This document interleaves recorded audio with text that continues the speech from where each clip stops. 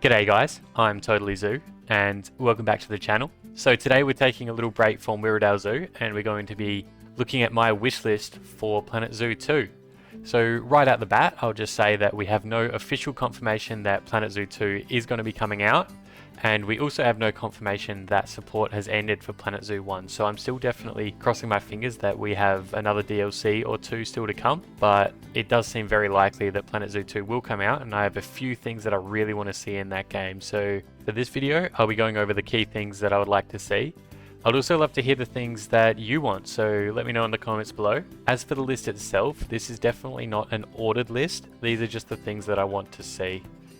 And for this video, we're talking mainly about gameplay and mechanics, so I definitely want to make a video eventually about the exact new species that I'd love to see in the game, but for the time being, we'll leave that because that video would take way too long to include in here as well.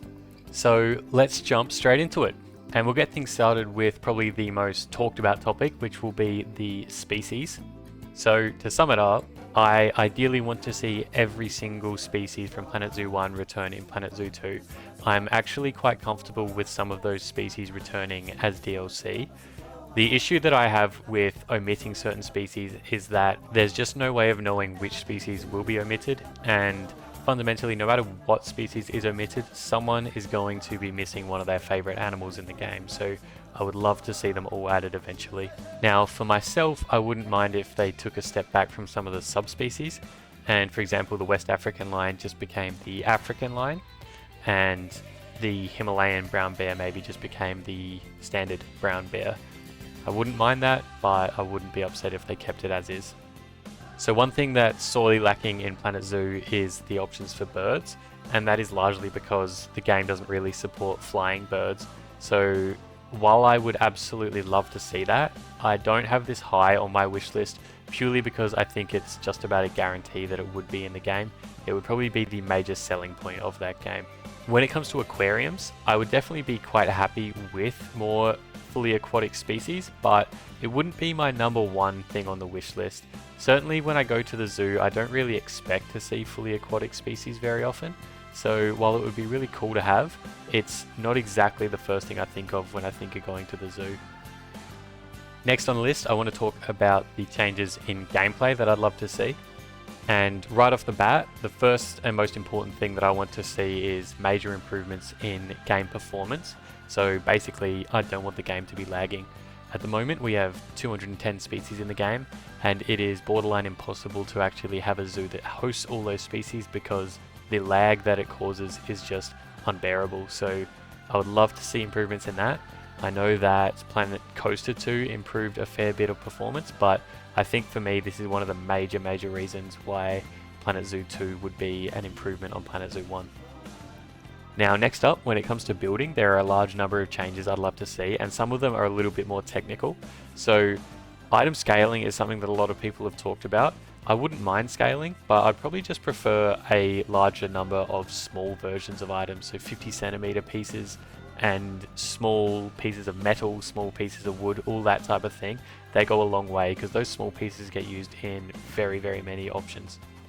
I'd love to see some niche improvements, so things like a nudge option while you're building, moving an item by the smallest possible amount. I'd love to see the option to grab multiple groups and directly copy those rather than having to group them up together before doing that. I love a mirror button, so when you copy something you can just directly flip it rather than having to manually do that, which can take a really long time. And the option to be able to grab an object within a group and then align the entire group's access to that one object would be incredible. It would mean that you could copy groups and move them in a really precise way, which we currently can't do at all. So a really small one, but I think it would be quite impactful. Currently when you're working in tight confined spaces, you can clip through walls and move around. I'd love to see some improvements in the camera to allow that to be a lot smoother. So of course, we do need to see improvements in the pathing system from the absolute nightmare that it currently is, but I think that's very likely. One thing I'd like to see with pathing that's a little bit more niche is one-way paths, and rather than having staff paths be a unique thing, I'd rather it be that regular paths can be toggled to be staff only, so that way we can avoid the really ugly staff pathing options that we currently have that I'm always trying to avoid using. One thing that I have complained about before is the fact that our current options for terrain paint seem to be completely unnecessarily limited. So here in a tropical biome, we've got some really lush looking grass and some really nice looking dirt that looks like it would support plant life on top of it. But if I want to have a savanna environment, it's going to have this really lush grass as well. Whereas if I look at the grassland biome, that's got the perfect grass there for a savanna. But if I want to place down any dirt, my options are basically either very dry or very dry and also cracked. So given that we can have floating trees and we can have keepers running full pelt with an elephant in their arms, I think it's not asking too much to have brown dirt in a grassland. So I'd love to see that. So the last one for gameplay is I think that power should be reworked in the game. I think it's a little bit silly that you need to have a power source within about 50 meters of whatever item you need to be powering. Given that wires exist in the real world and you could just connect things up from the main grid, it's a bit silly. I think we could probably have a system where you pay extra to access power from the grid, and if you add your own power supply, that avoids that fee. But something like that I think would be a lot more logical and a lot less clunky. Now, a major area for rework is the way that guests work, and we can start with the education system in the game, which is, I think, an absolute mess. The size of the education boards that you have to place in the habitats is ridiculous, and I honestly can't think of a time where I was at a zoo and they had an automated educational speaker that was playing, and for some reason we have to place 3 or 4 of them at every habitat in order to get an adequate education rating. Now, I don't have a perfect solution, but I think that the way it currently is just not working, so I'd love to see a rework to that. So I don't think guests should have any negative impact from being near staffed facilities. It's not like real life, and the other thing with facilities is that they look kind of ugly, so I'd love if they were a little bit smaller, if they weren't quite as tall basically, so that you could hide them in the background a little bit easier. Something I'd love to see would be behind the scenes experiences for guests. So this would be another form of funding. You could sell tickets to let them feed giraffes or to see behind the scenes areas where the keepers are working and that kind of thing. I think that would be great and another way to make the game a bit more realistic. I'd love to see some changes to the way that guests pathfind around the zoo. Guests tend to all want to cram up together on the same path, even when there are other options right nearby to the exact same point that are not crowded at all. So if guests could avoid that, it would make the zoo look a lot less ugly and would cause a lot less lag as well. Something that would really improve the interactivity of zoos is improvements to the animal mechanics.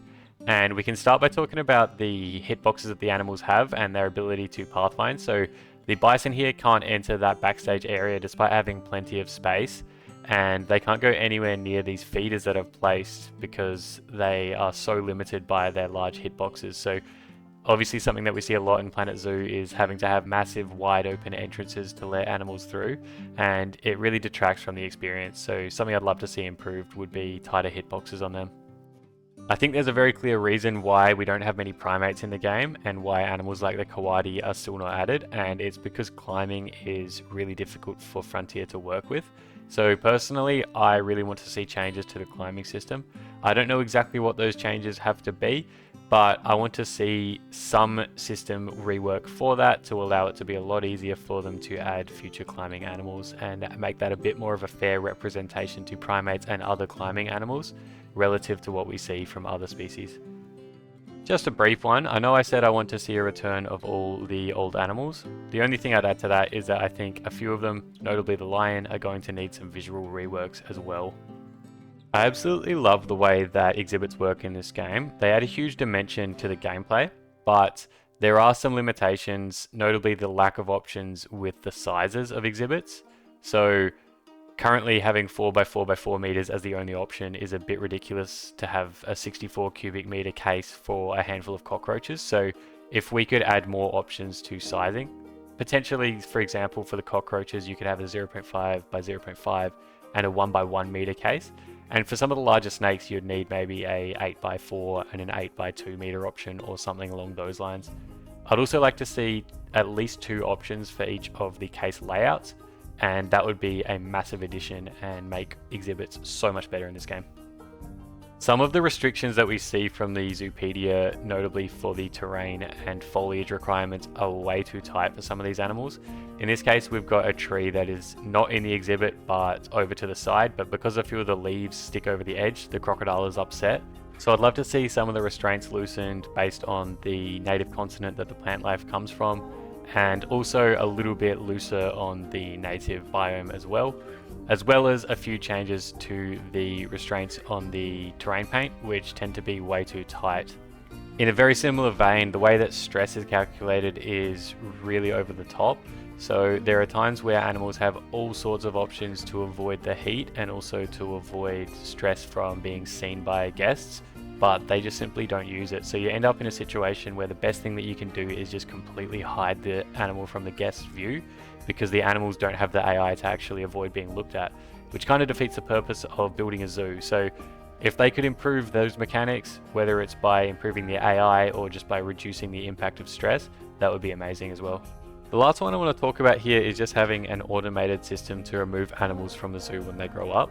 Currently, it feels like if you have a large zoo, you're being forced into having all your animals on contraception, which feels a bit silly when you're dealing with critically endangered animals. The reason they would be in the zoo is to have a breeding program, but you feel forced into that because the second these animals grow up, they're going to start inbreeding and infighting.